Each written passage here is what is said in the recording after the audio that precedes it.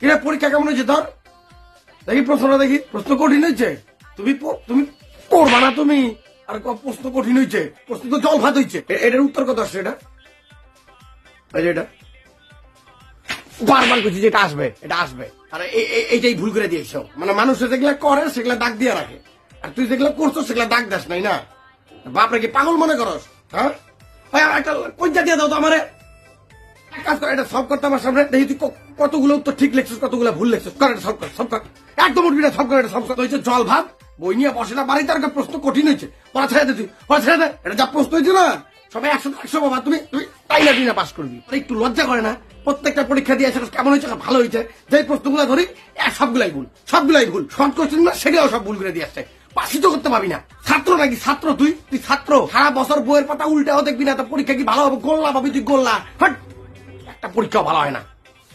সব যা